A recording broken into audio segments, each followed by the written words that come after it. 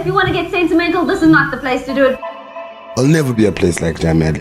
The inspiration was there. What we imparted was there. We were huge. You must be proud. I am. There were rumors that the SABC had sold off fantastic archives. A deal that has seen the SABC hand over archives to the multi-choice channel. Explain how big Jam Alley was. You tell me how you used to run. If Jam Alley teaches us anything, we're going to be terrible forefathers. Because now that we're all grown up, we've got nothing to show for it. Here's how we know Jam Alley is lost. Even the SABC uses pirated video clips.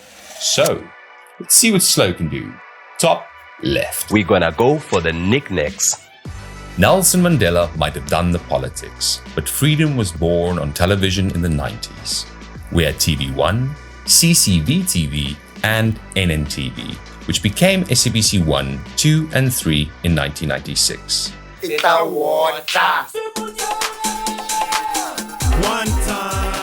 Under the flag of Simonye, We Are One, SABC 1 was the fountain of youth entertainment and nation building. Mzansi for sure. Come alive with us, SABC 2 said. With family viewing, it was the capital for Afrikaans. The giver of quality shows branded themselves as the better one. SABC 3, dressed in sophistication with a smell of superiority. Welcome on Top Billing. What is your future plans? With the reshuffling of channels, SABC was as committed as a TV license debt collector today. They promised to protect and nurture cultures and creativity for a new generation of viewers through local programs that reflect the reality of South Africa to itself and to the world. While the SABC executives were figuring out how to put the mandate into a business plan, one show was already ahead. Pick a box. Top right. Here's your question. What's the sound that forever changed Friday nights? I think you know the answer.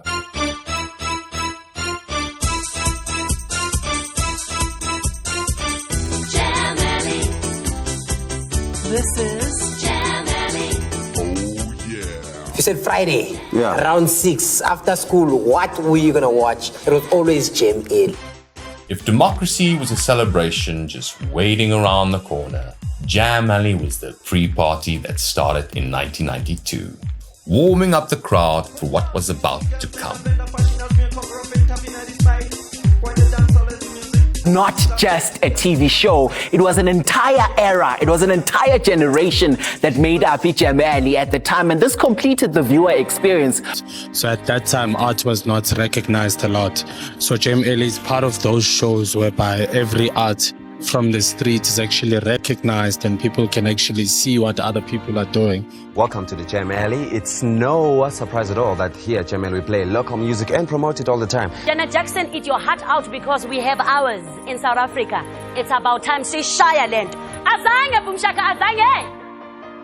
Teenagers and 20-somethings huddled around bulb screen TVs. This was a front row seat to see what the cool kids were cooking. This was a TV first. One that satisfied a new insatiable hunger, the opportunity to become famous. 100%, that's it. Jong, dit lyk na gesteelde kar. Its recipe for success was simple. It served a community, one that was largely ignored at the time. The music game show ingredients that made Jam Alley taste so were already tried and tested across cultures with Nuit for Nuit and across borders with American Bandstand, the creators of the formula in the 1950s. You were a millionaire, not in the financial sense. We were rich as people. We had experiences that other teenagers never had. In 1971, its cult status would forever be challenged when Soul Train introduced millions to the beating heart black pop culture for nearly 4 decades. Here's what you need to make a successful music game show: a host, a screaming audience, live talent, an element of surprise, and money to be won. sweetie, come back. Jam Alley had all the right ingredients. And when the camera started rolling, there was a plan. 13 episodes shot by Red Pepper Pictures, with CCV serving up the first dish.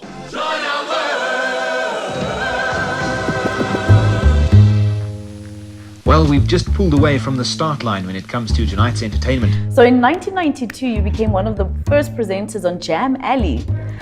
They insisted. I have to be very honest with you. I didn't enjoy that as much. In fact, I engineered my way out of it. I orchestrated my way out of it because I just didn't see myself fitting in. I had great people working with. I mean, I had Vinolia Mashego. Yes. Who was some bright spark. A spark with attitude. On the day of the auditions, she told the directors, stop looking, because they found the perfect one for the gig. And she was right. V-Mash was Jam Alley. Those two words go together, Jam Alley and V-Mash. You can't take the one away from the other. The way she engulfed the audience, these young children who would come, she almost commanded them.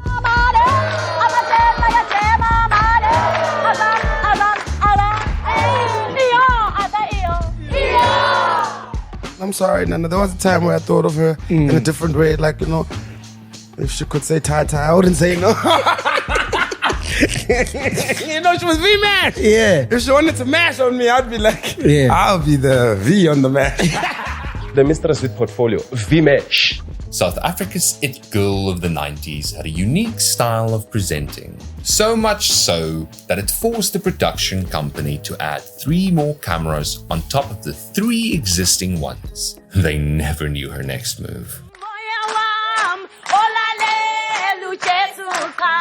The V-Mash influence echoed not just down the alley that jammed. She became a prototype Mzansi celebrity.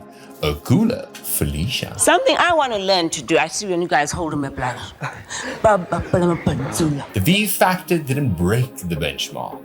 It became the benchmark. In the words of Nimrod Nkosi, who would later be known as a co-presenter, the Sheriff. Didn't know the impact that we had. When we started, there was no Facebook or Instagram. And we entertained young people then. Business people, CEOs will say, I used to ask my father for this particular brand of jeans. Yes, because I saw Nimrod rocking it, yeah. And I took my father's money, I went to buy Doc Martens. Back in living rooms across the country, 7 million captivated. At its height, Jam Alley had brought the Kasi beat to television. It found itself with the same gravitas as American Bandstand, but with the impact of BET and the flair of MTV. The sound and visuals became a need to have expression for the young, a uniform that personified pop culture and how the masses would remember it. In post-apartheid South Africa, Jam Alley was the starter pack of influence. It could have easily failed, but the production company had a hands-off approach. Nobody was trying to control anybody. Well, okay. Life is a drag without Jam Alley, I tell you. But I'm gonna be back with a break. I'll see you right now. I did 8 years of Jam Alley. Wow. And there was no script, and this is what we wrote, captured the imaginations of young South Africans. And we spoke in their language. Production company just said, do you. That was rare, and we kept that going for the longest time. Do you know the Karate Kid? After Nimrod, they were looking to replace Nimrod. I was too old for TV, but too young for everything else. I was supposed to do one. We all had, I had to do 4 shows a day. So you're supposed to do, as a guest presenter, you do one. I did the first one, then I came down, like, do you have more rhymes? Can you do another one? I'm like, yeah. Man, you came to the right place. I enjoyed that show.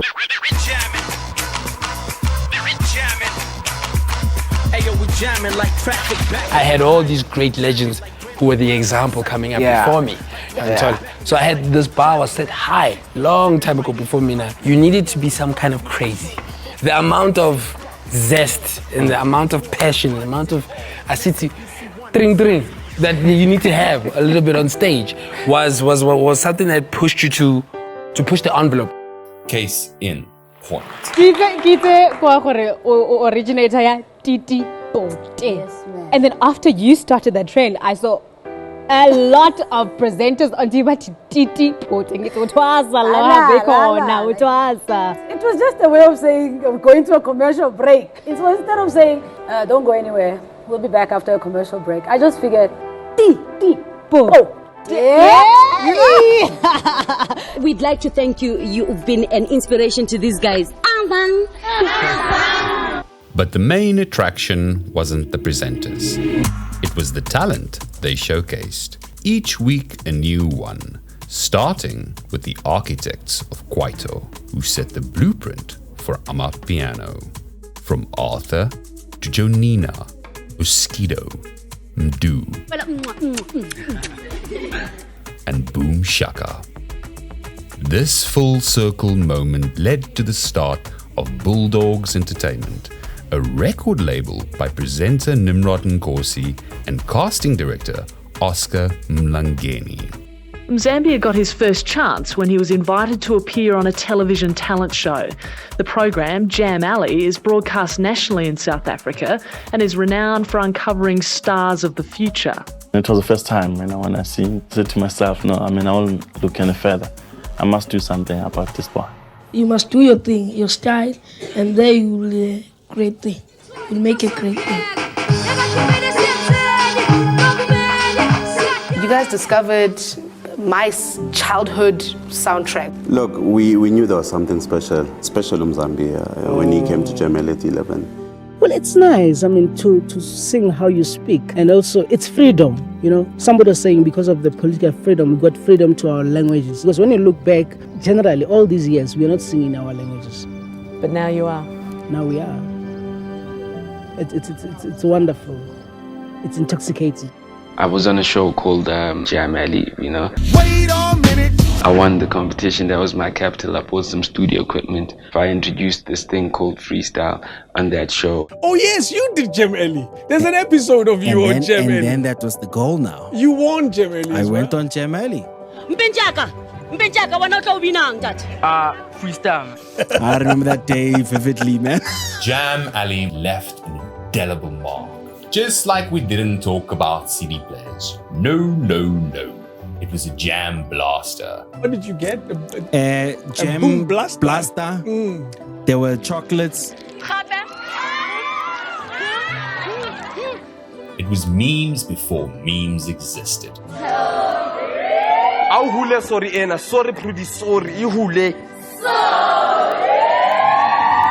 That was a time of celebration.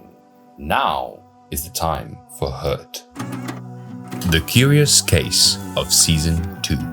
In March 2024, the SABC launched its campaign, 30 Years, a Tribute to Democracy, and brought back nostalgic programs. Jam Alley made the cut. But when you stalk promotions for the rerun, it mimics SABC Plus, the only place you can find full episodes, but only of Season 2. In addition, if you want to watch the SABC streaming platform, you have to register. It's been a few weeks, and we're still waiting for the SMS. On to more pressing matters. Asking for a friend. Why not start at Season 1? Asking for a concerned South African friend. Does the SABC still have Season 1 somewhere in a vault? We know you don't have it because you're going to have to explain this. The death of a queen. If you cringed at the low quality footage you saw throughout this video, imagine how it felt when Vmash died and SABC used cam-ripped pirated footage of Jam Alley from YouTube.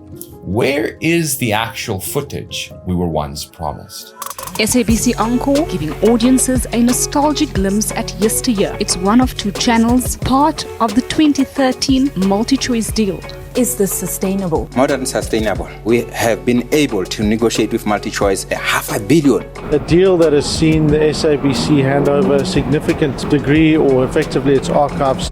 And the people who should be getting it free of charge, the 7 million households in this country out of the 15 million that depend entirely on free-to-air, are now going to find themselves with delayed information. After this deal, there were rumors that the SABC had sold off fantastic archives. Based on this commercial agreement, archives remain wholly owned by the SABC and they are fully in our control. So that puts paid to concerns about the archives? Certainly, yes.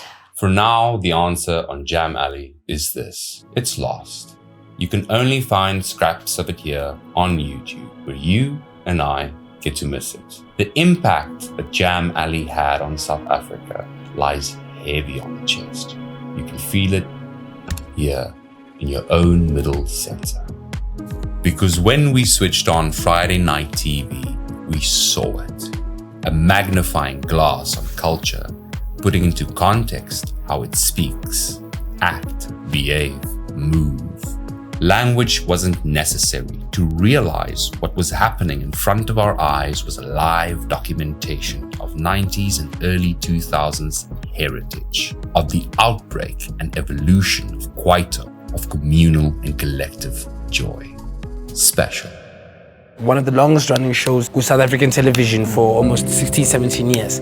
Audiences were also maturing. It also seemed different. Maybe it had been getting a little bit old. We tried so many different things to have that show stay on for as long as it did. I think the palette of Abantu for that show and that type of show also kind of fizzled out.